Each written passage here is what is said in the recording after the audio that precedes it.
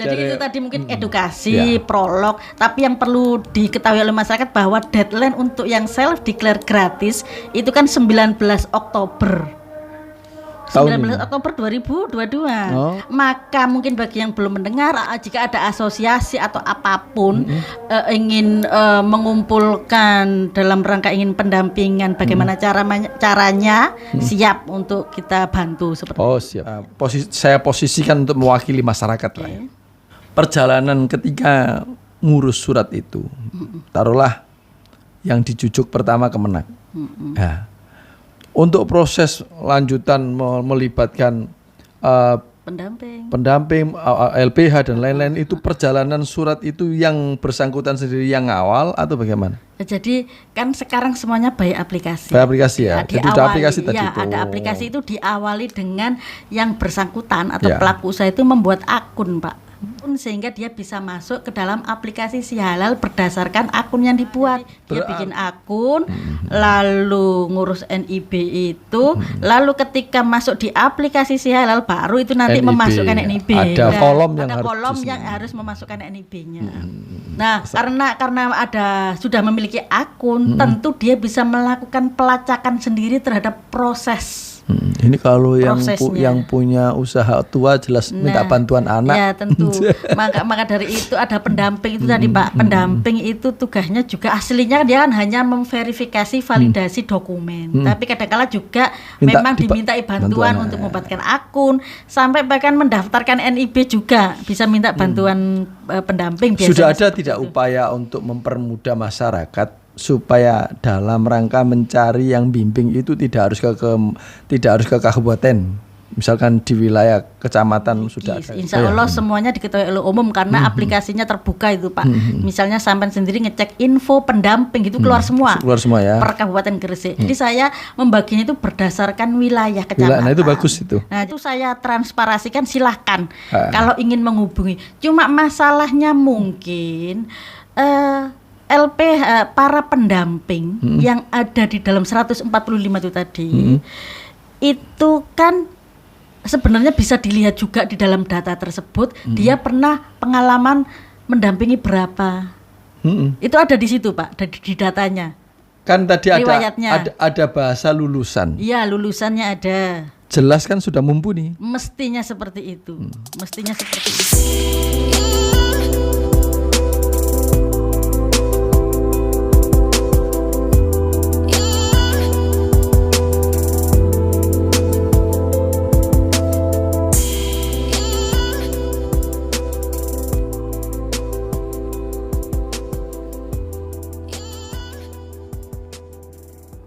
Assalamualaikum warahmatullahi wabarakatuh. Waalaikumsalam warahmatullahi wabarakatuh. Alhamdulillah siang hari ini di edisi podcast yang ke-18. 18 tidak ya? Ya, ini kita ketamon lagi penyelenggara zakat wakaf kantor Kementerian Agama Kabupaten Gresik. Saya memperhatikan 2 kali podcast ini yang dibahas itu soal sertifikat saja. Spesialisasi. Yang kemarin itu apa? Sertifikat wakaf. Sekarang sertifikat produk halal. Produk halal. Baik, sebelum kita bincang-bincang lebih lanjut, sapa dulu pemirsa ya.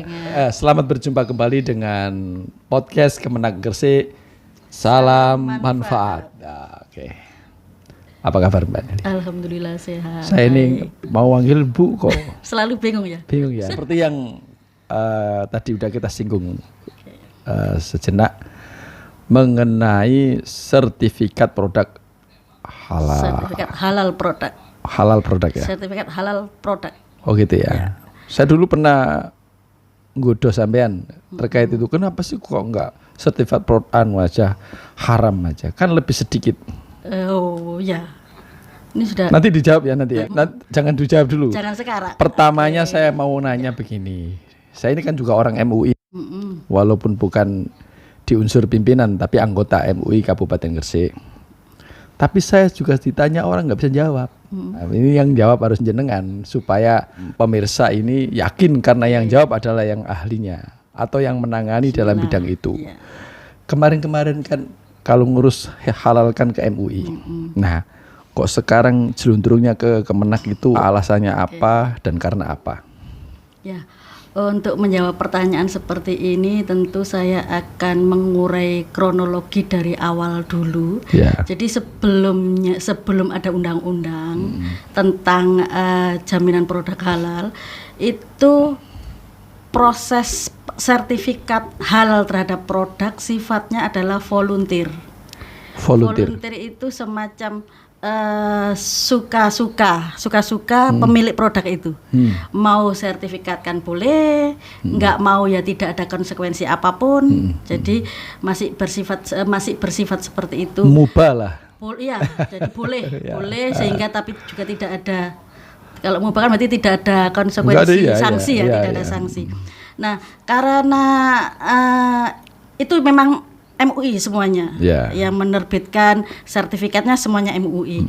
Namun kemudian seiring berkembangnya waktu, karena negara itu salah satunya adalah berfungsi sebagai regulator, sebagai fasilitator, yang dalam undang-undang itu ada amanah bahwasanya negara menjamin kemerdekaan tiap-tiap penduduk untuk memeluk agamanya masing-masing menurut agama dan kepercayaan. Nah, ketika menjalankan ajaran agama itu, negara itu berkewajiban memberikan perlindungan dan jaminan tentang kehalalan produk yang dikonsumsi. Karena ada kaitannya. Ya, karena ada kaitannya. Jadi ada amanah seperti itu di breakdown menjadi kehalalan, sehingga akhirnya terbitlah Undang-Undang Nomor 33 Tahun 2014 tentang jaminan produk halal. 2014 masih 2014. Nah, 2014 di dalam undang-undang itu biasanya kan memang selalu ketika negara hadir dalam setiap hajat hidup masyarakat banyak, lalu akan ada badan yang diamanahkan untuk mengelolanya. Nah, dari di Undang-Undang 33 2014 ada amanah untuk pembentukan Badan Penyelenggara Jaminan Produk Halal atau BPJPH. Badan Penyelenggara Jaminan Produk Halal. Jadi diharapkan agar badan itu terbentuk. Kan biasanya kalau undang-undang nanti ada PP-nya dulu sehingga bisa mendukung terwujudnya badan tersebut sebagai pelaksanaan teknisnya ya.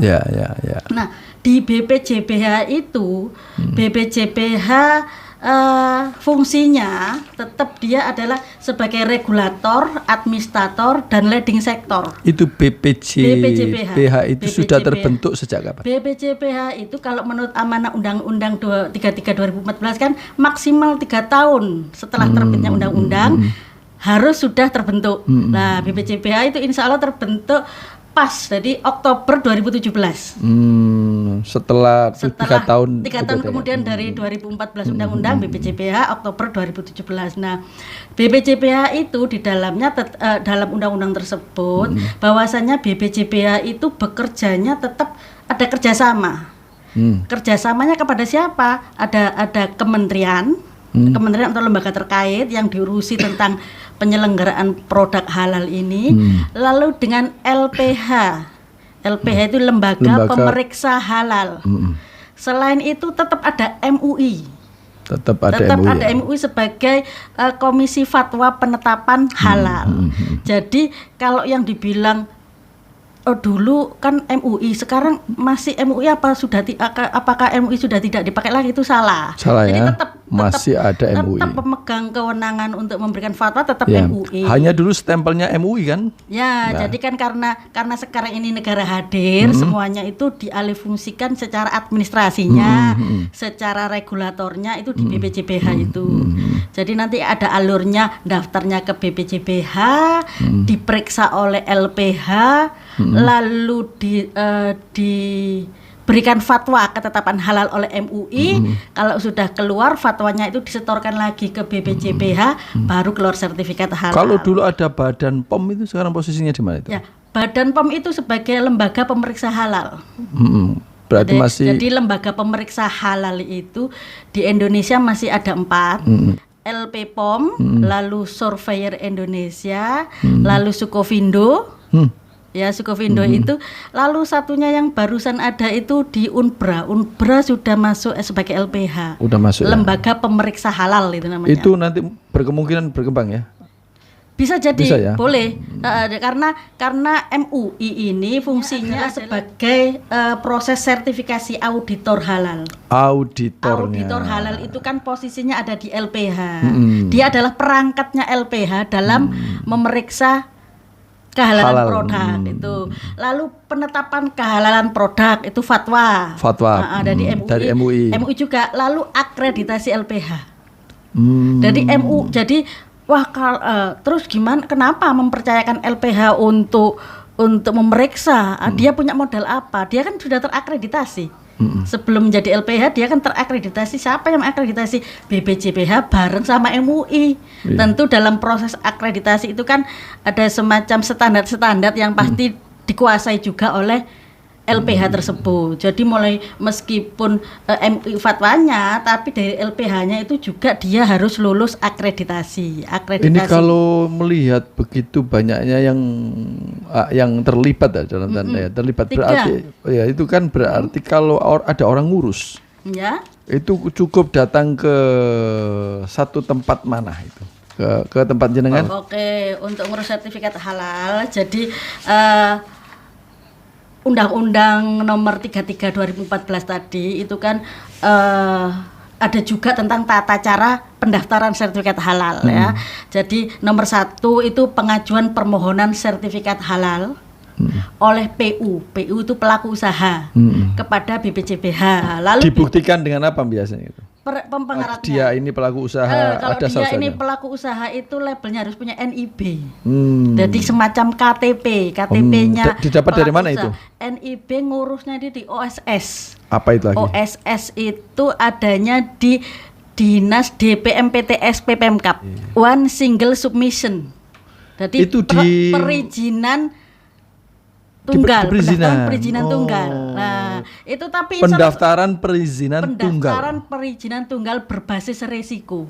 Jadi OSS RBA itu yang wajib dimiliki oleh pelaku usaha. Ini sampai nggak ya sosialisasinya kepada pelaku usaha ini bahwa ini nggak ribet gitu loh? Kalau insya Allah setiap ada sosialisasi tentang sertifikat halal kan syarat memiliki NIB, NIB OSS RBA. Insya Allah yang seperti itu seperti yang saya bilang tadi bahwasanya BPJPH itu kan juga bekerja sama dengan kementerian.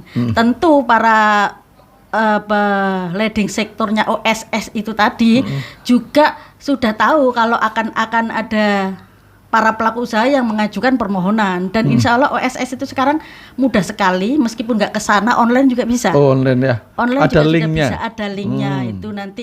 Di situ sudah tertuang semua form-form yang harus diisi. Syarat untuk mendaftarkan. Termasuk NIB. form-form yang harus diisi. Formnya itu ada. Itu kewenangannya DPMPTSP. Cuma kalau minta bantuan ke sini juga bisa. Karena fungsinya di Kemenak itu kan Satgas. Karena pernah saya waktu piket di mall pelayanan publik itu juga ada arah ke sana. Ya itu. Jadi itu syarat mutlak untuk bisa mendaftarkan pelaku usahanya menuju sertifikat halal. Syaratnya adalah punya NIB OSS RBA. Kalau sepengetahuan saya NIB itu bahasa praktisnya apa? Nomor induk berusaha. Makanya didapatnya NIB, dari Dinas Perizinan. Dari Dinas Perizinan. OSS DPMPTSP. Tapi jadi itu yang pertama ya, harus punya itu dulu. Punya semacam KTP. KTP dulu ya. Semacam SIM. Kalau itu nggak punya nggak terlayani. Belum bisa. Karena sekarang kan by data semua. Jadi ketika ngentri NIB kan ada nomor uniknya itu makanya KTP. Ketika pertama kali ngisi di Halal itu NIB-nya berapa? Itu kan akan klik. Akan muncul data-datanya. Oh, Anda ini adalah pelaku usaha yang setahunnya itu omsetnya sekian. Yang pertama ini harus diketahui dulu prosedur untuk sertifikat halal itu ada 2. Jalur untuk mengurus sertifikat halal itu ada 2. Yang pertama adalah jalur reguler. Yang kedua adalah jalur self declare. Nah, jalur reguler itu biaya mandiri. Kalau jalur self declare itu biasanya ada semacam fasilitasi atau kuota gratis dari pemerintah. Oh, jadi kayak bareng-bareng rame-rame. Ada kayak jadi ada 2. Kalau reguler itu tadi bayar sendiri. Biasanya sekitar berapa itu? Kayak gitu itu tergantung itu Pak, tergantung klasifikasi risiko basis usaha berbasis Usahanya. risiko kan ada klasifikasi mulai mikro atau kecil atau menengah atau besar. Makanya itu sekarang kan ada kemudahan program pemerintah saat ini 2 tahun ini. Kalau yang tahun 2021 itu sudah ada kuota gratis untuk mendaftarkan sertifikat halal namanya Sehati tahap 1. 21. Apa itu Sehati? Singkatan gitu. Sertifikat halal gratis. Sehati. Sehati. Sertifikat halal gratis di 2021 kemarin sudah ada kuota sejumlah 25.000 gratis Indonesia. Untuk pelaku usaha yang ingin mendapatkan sertifikat halal. Dan itu kuota itu terpenuhi ya? 2021 sudah habis ya? 2021 sudah habis. Lalu di 2022 ini ada fasilitas lagi, kuotanya 324.000. Lebih banyak berkali lipat lah. Tapi itu juga tetap se-Indonesia. Cuma artinya gitu, cepet-cepetan. Jawa Timur dapat berapa itu enggak. Artinya siapa yang mau ngurus? Siapa yang mau mengurus mumpung ada seperti itu. Jadi kalau misalkan di Gresik ini kok banyak yang daftar, ini kan salah satu giatnya penyelenggara zakat wakaf ini. Ya, tentu karena memang selaku harus Satgas kerjasama. ya. Saya ke Satgas. Ya. Satgas halal di Kabupaten Gresik ada di Kementerian Agama di bagian Jawa. Jadi Baik. pelaku usaha dimanapun yang ingin mendapatkan informasi atau cara itu boleh datang setiap hari di kantor Kementerian Agama di penyelenggara zakat wakaf karena di situ juga menangani produk halal. Atau tanyalah ruangnya Bu Nelly mana? Saya ulangi lagi untuk yang membahas tadi ya, yang reguler sama yang self declare. Soal biaya nanti ada petunjuk mikro atau makro ada. Ya seperti itu. Jadi kalau yang saat ini yang saya bilang kuota 320.000 itu tadi untuk jalur self declare, Pak. Namun kena jalur self declare ini ada syarat dan ketentuan yang berlaku. Siapa sih yang boleh ikut? Jadi yang boleh ikut itu tadi ada klasifikasinya, yang tentu yang pertama tadi harus punya NIB. Lalu omsetnya itu 500 juta per tahun. Omsetnya ya. Omsetnya 500 juta, lalu dia itu memiliki bahan yang dipastikan kehalalannya. Jadi dia tahu sendiri, oh saya ini misalnya bikin kue kering, saya yakin kok kue kering ini berasal dari terigu yang pasti halal, atau gula pasti halal, telur yang pasti halal, maka dia sehingga bisa sepemahaman dia terkait barang yang bahannya itu dibikin halal, itu halal, dia butuh pengakuan baru didaftarkan. Jadi itu namanya mempermudah verifikasi. Jadi YBS pelaku usaha itu menjadi saksi. Sehingga dia berikrar, namanya self declare itu kan ikrar diri sendiri. Ikrar diri sendiri, pengakuan terhadap kehalalan produknya sendiri. Saya yakin kok ini halal semua. Lalu didaftarkan melalui aplikasi. Ketika setelah didaftarkan aplikasi, tentu kan ada dokumen-dokumen yang harus diupload di dalam aplikasi tersebut. Itu nanti dibantu oleh LPH yang dalam hal ini adalah pendamping. Pendamping nanti memverifikasi. Kalau di Gresik LPH itu di mana saja? Nah, dari LPH itu yang perlu saya sampaikan di sini tentang alur dulu, Pak ya. Alur. Jadi harus tahu LPH itu kepanjangannya apa. Jadi kalau yang reguler itu tadi kan dari BPJPH. BPJPH mendaftarkan aplikasi lalu diverifikasi oleh LPH, namanya Lembaga Pemeriksa Halal. Itu yang seperti saya bilang tadi, ada LPPOM, ada Sukovindo, ada Surveyor, ada Unbra. Setelah itu baru di fatwa MUI, lalu setelah fatwanya keluar nanti dikirimkan ke BPJPH sehingga keluar sertifikat. Itu yang reguler. Kalau yang self declare, BPJPH-nya sama, diawali dengan mendaftarkan di aplikasi si halal itu. Setelah itu oleh BPJPH aplikasinya nanti terekam masuk ke dalam LP3H. LP3H, jadi bukan LPH. Kalau banyak sekali istilah-istilah ya, jadi LP3H. Cuma selisih dikit. Ya. Kalau yang reguler tadi LPH, Lembaga Pemeriksa Halal.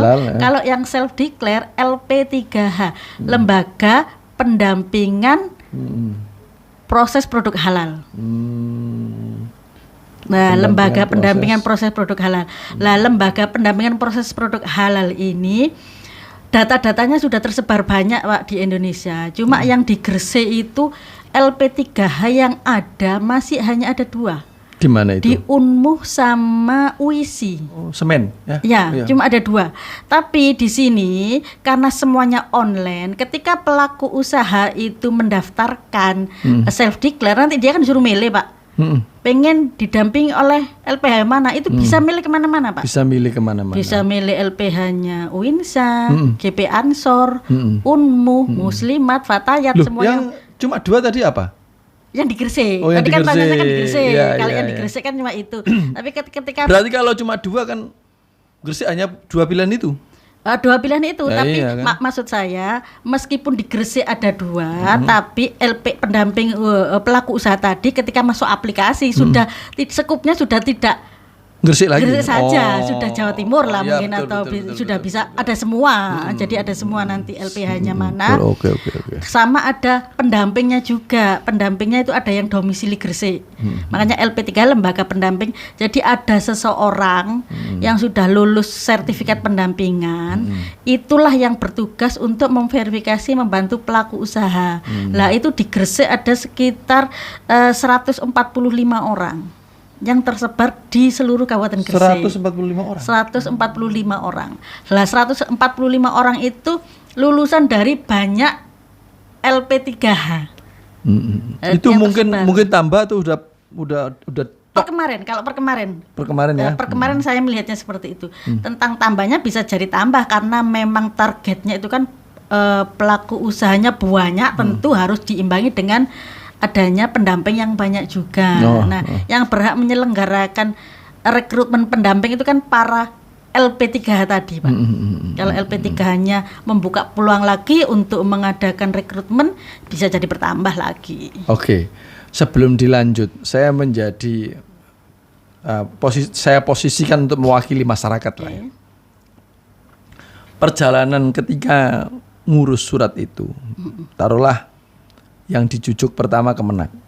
Nah, untuk proses lanjutan melibatkan pendamping LPH dan lain-lain, itu perjalanan surat itu yang bersangkutan sendiri yang ngawal atau bagaimana? Jadi kan sekarang semuanya by aplikasi. By aplikasi ya. Jadi udah aplikasi tadi. Ya, ada aplikasi itu diawali dengan yang bersangkutan atau pelaku usaha itu membuat akun, Pak. Dia jadi pelaku usaha membuat akun sehingga dia bisa masuk ke dalam aplikasi Si Halal berdasarkan akun yang dibuat. Berarti lebih dulu mana dia bikin akun sama NIB tadi? Loh, kan itu kan sesuatu yang berbeda. Enggak, maksudnya kalau saya mau ngurus maksudnya. Dua-duanya bisa sendiri-sendiri. Untuk membuat akun kan tidak perlu memasukkan NIB. Barangkali di akun itu enggak butuhkan belum NIB belum itu sampai ke sana. pada saat masuk aplikasi Si Halal. Ya. Jadi berarti pada saat bikin akun belum NIB, belum dibutuhkan NIB. Jadi dia bikin akun, lalu ngurus NIB itu, lalu ketika masuk di aplikasi Si Halal baru itu nanti memasukkan NIB. Ada form yang harus diisi ada kolom yang harus memasukkan NIB-nya. Lanjut setelah karena sudah memiliki akun, tentu dia bisa melakukan pelacakan sendiri terhadap proses. Ini kalau yang punya usaha tua jelas minta bantuan anak. Ya tentu. maka dari itu ada pendamping itu tadi, Pak. Pendamping itu tugasnya juga ketika aslinya dia kan hanya memverifikasi validasi dokumen, tapi kadang-kala juga memang dimintai bantuan untuk membuatkan akun, sampai bahkan mendaftarkan NIB juga bisa minta bantuan pendamping. Sudah ada tidak upaya untuk mempermudah masyarakat supaya dalam rangka mencari yang bimbing itu tidak harus ke kabupaten, misalkan di wilayah kecamatan sudah ada ya, yang jadi pendamping tadi yang ada 145 orang tadi. Itu jadi kalau data pendamping itu kan memang saya memiliki, insya Allah semuanya diketahui oleh umum karena aplikasinya terbuka itu, Pak.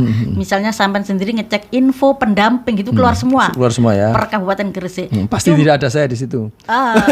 Karena nggak ikut.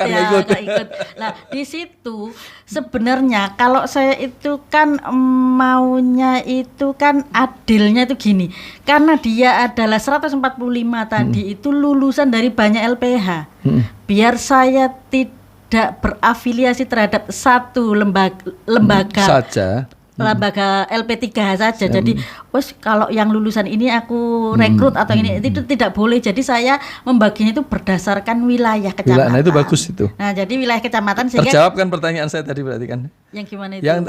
Yang tidak harus kemenangan. Iya, memang itu disediakan. Itu saya transparasikan, silahkan kalau ingin menghubungi. Cuma masalahnya mungkin para pendamping yang ada di dalam 145 itu tadi itu kan sebenarnya bisa dilihat juga di dalam data tersebut dia pernah pengalaman mendampingi berapa. Itu ada di situ Pak, di datanya. Kan tadi riwayatnya. ada bahasa lulusan. Iya, lulusannya ada. Jelas kan sudah mumpuni. Mestinya seperti itu. Mestinya seperti itu. Karena kalau ditanya, saya misal ditanya lulusannya ini sama lulusan ini baik mana, itu karena saya enggak pernah tahu, semuanya enggak tahu Pak. Itu sudah masuk ke mungkin kode etiknya masing-masing. Saya tidak tahu. Tapi yang saya pegang itu adalah kewajibannya dia. Kalau dia sudah melakukan sudah memiliki sertifikat, dia berkewajiban untuk melakukan pendampingan. Nah, kewajiban pendampingan ini ada di peraturan lupa saya itu yang menyatakan jika dalam 2 tahun berturut-turut tidak ada pendampingan dia otomatis terdelete. Jadi istilahnya dibilang target, tapi target lama kan itu Pak, 2 tahun. Tapi saya melihat di data itu yang 145 ada yang dari lulusan, kan ada lulusan 2020. Nah itu sampai sekarang juga ada yang nggak melakukan pendampingan. Itu dilemanya saya. Jadi begini, aku mau menyerahkan ke dia tapi kira-kira dia melakukan pendampingannya bagaimana, itu juga kendala bagi saya. Berarti kayaknya perlu ada semacam refresh lah. Ya. Kalau saya pakai gini Pak, saya sudah membuat grup WA. Grup WA itu isinya pendamping se-Kabupaten Gresik. Jadi saya sudah merasa nelikuri mereka semua. Saya masukkan 145. Saya kasih informasi kalau ada pelaku usaha yang ingin didampingi, siapa yang mau ambil silahkan. Nah silahkan itu saya ikat dengan SPTJM Pak. Surat pernyataan tanggung jawab mutlak, sehingga ketika dia mau mengambil data pelaku usaha yang mau dia dampingi, kan saya kan bisa jadi ini nanti tanggung jawabnya gimana sampai selesai apa enggak kan. Daripada saya yang dikomplain oleh pelaku usahanya, saya kan harus punya sesuatu yang mengikat, yang saling menguatkan semuanya. Ada itikat baiknya kalau pelaku usaha. Kalau saya itu kan karena ya itu tadi ya, misalkan saya memposisikan sebagai masyarakat yang butuh. Ketika misalkan saya ngurus sudah ketemu Bu Nelly dan kemudian ini gambaran nanti yang mendampingi mungkin ini gitu kan. Ternyata saya mencari si pendamping tadi kok repot sekali gitu kan. Ya jadi insya Allah per kecamatan ada banyak. Jadi saya ya akan fair ini. Ada di kecamatan A, ada 10 pendamping, orangnya lulusan dari LP3H ini. Silahkan, sampai sereknya mana. Bisa jadi sereknya karena berdasarkan KTP yang dekat dengan pelaku usaha. Misalnya sama-sama kecamatan Gresik, tapi kalau domisili pelaku usaha kan lebih efektifan dengan yang dekat dengan rumahnya dia. Jika ada pendamping yang beralamat di situ. Sehingga karena dibutuhkan juga ada verifikasi lapangan, ngecek pendamping itu. Oh begini lokal proses produksinya, sistem jaminan produk halalnya begini biar efektif lah, istilahnya seperti itu. Oke, selanjutnya dalam pengurusnya tadi mendaftar, sudah ditunjukkan calon pendampingnya. Lanjut selanjutnya. Selanjutnya kan akan dibantu kan tentu dalam proses sertifikat halal itu ada pemeriksaan bahan. Ada pemeriksaan bahannya itu apakah kategori bahan yang halal semua. Lalu proses membuatnya bagaimana. Itu ada narasi dan video Pak. Narasi itu misalnya begini, proses pembuatan kue kering nastar, terigu dicampur dengan ini komposisinya ini, lalu begini dijadikan di mixer atau apa seperti itu dinarasikan, tertuang dalam campuran apa saja itu harus tertuang secara narasi sampai outputnya keluar roti keringnya tadi.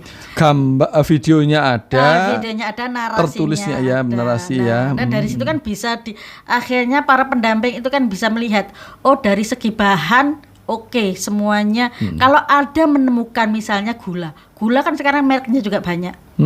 Jadi ketika menggunakan gula itu juga harus detail mereknya gula apa. Oh iya. Lah di fiturnya pendamping itu nanti akan bisa cross check loh, gulanya ibu ini kok nggak terdaftar di dalam gula yang masuk dalam sertifikat halal. Itu juga bisa mengakibatkan sehingga disarankan ibu pakai gula ini. Sebaiknya pakai gula ini tapi dengan banyak pilihan. Gula yang sudah terdaftar. Gula yang sudah terdaftar itu ini aja variannya seperti ini mereknya, seperti itu. Jadi fungsinya pendampingan itu tadi ketika ada salah satu bahan yang kurang jelas ini halal atau tidak, akan ada rekomendasi pilihan seperti itu.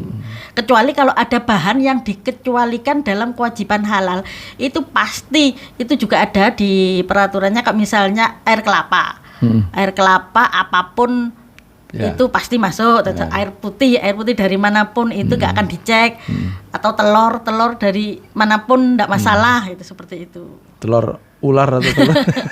Ya, jadi maksudnya ada bahan-bahan yang dibebaskan dari kewajiban bersertifikat halal. Ketika itu menjadi bagian dari pengolahan suatu produknya seseorang, dia akan mahfu, istilahnya tidak akan dikoreksi atau ini tidak boleh. Jadi pendamping itu akan memiliki pengetahuan. Oh, ini nggak perlu dicari-cari mereknya karena ini pasti halal. Tapi kalau misalnya gula, ternyata gula kan dalam memproses gula itu kan ada prosesi kimiawinya, ada campuran apa, jadi tentu harus ada label halalnya. Terigu juga sama seperti itu. Yang memeriksa pun insya Allah sudah tahulah skala prioritas mana yang harus dipelototi awal. Sudah tahu karena dia bersertifikat. Bersertifikat kan?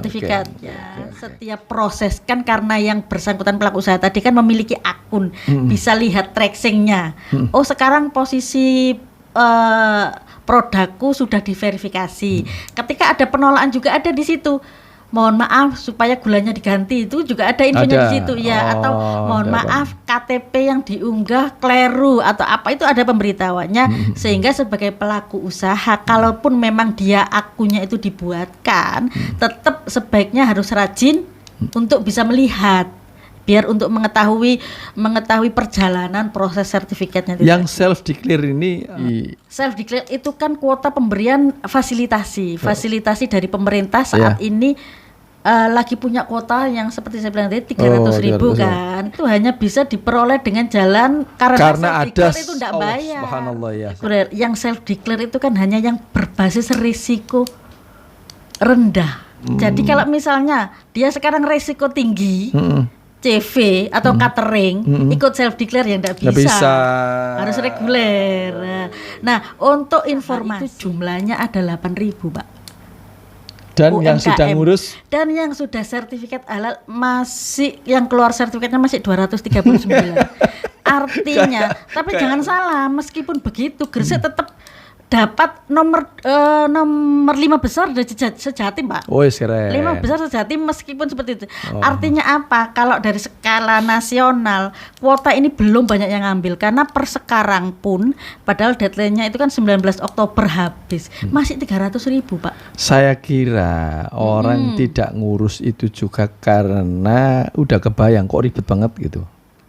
Jadi kalau memang sudah istilahnya pelayanannya ini sudah siap, ya kita sosialisasikan, gandeng banyak hal lah, gandeng takmir, gandeng DMI kan saya boleh kan gitu nanti ya. Bidang ekonominya juga kan. Iya, nah nanti kita sosialisasikan biar banyak. Kalau menurut saya, Pak, yang penting itu mungkin gandengnya itu dinas koperasi. Kenapa dinas koperasi? Karena dia itu pemilik data. Jumlah 8.000 yang saya bilang tadi itu pelaku usaha mereka punya data itu. Yang saya bilang 8.000 itu cuma angka, Pak. Tapi misalnya saya bilang, loh kalau Ibu tahu 8.000 kenapa kok tidak itu? Lah saya nggak tahu 8.000 by name-nya. Iya. Sebarannya di mana kan saya nggak tahu. Kecuali kalau saya tahu data sekian ribu orangnya tersebar di sini, mungkin ada teknik lagi. Ini teman-teman yang jaga mall harus paham ini. Biar nggak balik orang yang ngurus ke sana. Jaga mall juga ada kemungkinan untuk menanyakan tentang iyalah, halal ya. Saya aja jarang jaga sekali ada orang datang itu. Tapi insya Allah kan yang di mall itu kan juga penyuluh-penyuluh. Penyuluh kan spesialisasi halalnya juga banyak. Ya, semoga semuanya tahu lah. Baik, tadi kan ada reguler. Reguler itu yang bayar sendiri. Itu biayanya melihat resikonya dulu ya. Melihat resiko serta jenis produknya yang akan disertifikasi. Misalnya warung ya atau catering. Dia kan punya banyak macam varian. Kalau warung misalnya ada makanannya, ada minumannya. Itu kan jenis produknya sendiri-sendiri itu, Pak. Jadi menyesuaikan. Terus ada yang self declare. Nah, itu kan berdasarkan kuota. Berdasarkan kuota ya. Tadi ada disebutkan bahwa di Gresik ini tercatat ada 8.000. Sekitar segitu. Ya. Pelaku datanya. usaha, datanya. Yang terdata. Saya pikir lebih. Kalau lebih mungkinan kan kalau terdata berarti kan dia sudah punya NIB. Kalau yang belum ngurus NIB, jadi bisa jadi lebih dari 8.000. Itu yang punya NIB. Yang punya NIB 8.000 itu.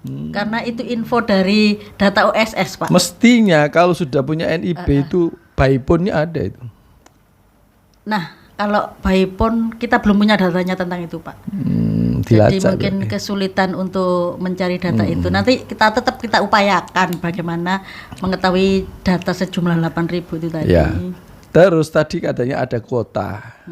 Ya, berapa tadi? 320.000. 320.000. Tapi ada deadline 19 Oktober 2022. 1 bulan kurang. Sekitar segitu. 1 bulan kurang 2 hari. Ya. Nah, sekitar segitu. Kalau udah itu habis gimana? Yang nasib yang 8.000. Jadi kuota yang diberikan itu namanya adalah bentuk fasilitasi dari negara, Pak. Jadi yang dimaksud self declare gratis bagi pelaku usaha itu tetap ada beban anggaran, cuma diambil alih oleh pemerintah. Jadi yang bayari itu pemerintah. Nah, kalau itu habis di 19 Oktober, kita sih berharap akan ada tambahan perpanjangan waktu sampai kuota tersebut habis. Tapi kalau ternyata itu tidak ada, maka ada opsi lain, karena sesungguhnya yang bisa memberikan fasilitasi itu tidak hanya pemerintah pusat, Pak. Jadi fasilitator untuk memberikan kuota gratis terhadap sertifikat produk itu datanya itu bisa, saya mohon maaf lihat, bisa dari anggaran pendapatan dan belanja daerah, dari APBD. Tentu APBD pada dinas yang memiliki fasilitasi terhadap sertifikat halal produk, misalnya UMKM, mungkin dinas Diskoperindak atau siapa gitu ya. Lalu pembiayaan alternatif, ada pembiayaan dari kemitraan, ada hibah pemerintah, ada dana bergulir atau dari sumber lain yang sah dan tidak mengikat. Jadi misalnya kan di kita itu kan ada budaya filantropi kedermawanan, kedermawan terhadap hal-hal yang berisi filantropi, sumbangsi terhadap kemaslahatan misalnya begitu ya. Itu kan itu ada kas-kas yang dikelola peruntukannya. Di situ juga bisa misalnya ada perkumpulan yang ingin, dia itu pengusaha menengah atas, tapi memiliki teman-teman yang UMKM. Kalau yang pengusaha besar berapa sih memangnya self declare itu aslinya bayarnya? Kan cuma 300.000, Pak, yang diambil alih pemerintah itu dibiayai. Bukannya 3 juta? Dulu 3 juta, sekarang menjadi 300.000. Nah, 300.000 misalnya asosiasi pengusaha atau perkumpulan CSR yang ingin, saya CSR ingin memberikan bantuan bantuan fasilitasi terhadap UMKM 100, berarti kan cuma 100 kali 300.000 diambil oleh mereka, bisa, Pak. Bisa ya. Jadi mereka bisa menjadi fasilitator, tetap caranya dengan aplikasi si halal tadi. Kalau untuk cara-cara kan teknis kan bisa nanti bertanya ke kita. Jadi kalau ada yang mendengar ini terus, saya tertarik untuk memberikan fasilitasi meskipun kuotanya yang dari pemerintah sudah habis. Berapa sih saya kuatnya cuma 10, Bu. 10 kan 3 juta. Oke, saya bayari, gimana caranya? Bisa kayak gitu. Ya. Atau bisa jadi malah lebih dari situ. Kalau segresik semuanya bisa memiliki jiwa yang seperti itu, bergabung, insya Allah 8.000 itu sertifikat halal semua. Semoga ini didengar Pak Bupati. Kalau beliau yang punya inisiatif kan sangat lanjut gampang. Ya, tinggal kamu bersatu kayak gini. Kalau kayak itu insya Allah mungkin satu-satunya, Pak, kalau ada kayak gitu. Iya. Karena yang terpenting kan kolaborasi. Karena dengan kolaborasi sekarang ini kan semuanya bisa mudah. Gitu. Ya. Gitu. Ringan sama dijinjing. Ringan sama dijinjing. Berat sama dipikul. Ya. Baik, Bu Nelly, sudah banyak sekali kita ngomong tadi. Sebelum kita sudahi, ada lagi nggak yang perlu disampaikan? Oke, tadi kan saya dari awal tadi bilang kalau untuk proses pendaftaran sertifikat halal kan melalui akun aplikasi, sampai dengan pendampingnya juga ada akunnya, di BPJPH juga ada aplikasinya. Yang dampingi ada bayarannya nggak tuh? Kenapa? Yang dampingi ada bayarannya? Ada. Jadi ya? di pendamping itu per pelaku usaha 150.000 Pak. Masya Allah, murah banget ya. Cuma itu aja, makanya itu aslinya tugasnya untuk verifikasi. Tugasnya kan jelimet. Seperti itu. Maka mungkin kalau untuk efektivitas aslinya itu kalau kan tugasnya dia cuma verifikasi. Verifikasi biayanya segitu. Tentu ketika dia mengunjungi rumahnya atau bolak-balik ke pelaku usaha. Oh, itu kan, untuk pulsa saja. Nah, itu jadi maka mungkin akan ada efektifnya. Itu saya sih senangnya kalau ngumpul jadi satu. Jadi pendamping sama pelaku usaha ngumpul di suatu tempat 10 atau berapa orang gitu nanti didampingi, jadi segala sesuatunya diselesaikan di tempat itu, nggak pakai berkunjung. Itu saran sih. Cuma untuk mencari seperti itu kan saya harus punya data dulu siapa yang mau dikumpulkan. Nah, itu sebetulnya yang harus diketahui. Jenengan juga punya potensi untuk itu, punya kekuatan untuk itu ya, sebenarnya. Cuma data yang by name-nya itu, Pak. Ya dilacak. Nunggu data by name-nya. Minta pusat nggak ada, Pak. Minta pusat nggak ada, Minta pusat. Nah, itu yang kita tunggu. Kita masih mengupayakan bagaimana kita bisa membantu percepatan kalau datanya belum ada, kan seperti itu. Logikanya kan kayak gitu. Mereka punya data banyak, tapi kita terkendala by name-nya. Jadi kalau tadi dari awal itu kan saya bilang bahwa mulai dari pelaku usahanya bikin akun sampai dengan masuk aplikasi, yang penting sekali adalah link resmi aplikasi tersebut. Link resmi aplikasi. Jadi namanya aplikasi itu Si Halal, tapi linknya itu ptsp.halal.go.id. Nah, karena ketika kita ptsp.halal.go.id. Nah, karena kalau ada sihalal.com itu ada Pak saingannya, Pak. Itu aplikasi yang menyerupai Si Halal, tapi juga ada proses, kan memang itu bayarnya kan melalui aplikasi, Pak. Keluar bill sekian yang harus dibayarkan kayak self declare 300 itu memang terekam di situ, Pak. Ada jumlah nominal yang harus dibayarkan. Nah, khawatirnya kalau masuk situ ya berarti nyasar, dan itu bukan tanggung jawab dari kita. Maka yang perlu hati-hati adalah link Si Halal, namanya Si Halal tapi linknya PTSP tadi.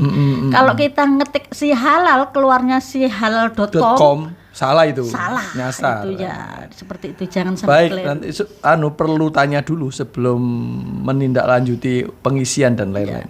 Ini soal penting banget tahu orang kok harus ngurus halal. Oh ya, jadi Undang-Undang Nomor 33 2014 itu salah satu poinnya adalah bahwa semua produk yang masuk, beredar, diperdagangkan di wilayah Indonesia, semuanya wajib bersertifikat halal. Nah, ketika dibilang wajib itu tentu ada klasifikasi pentahapan.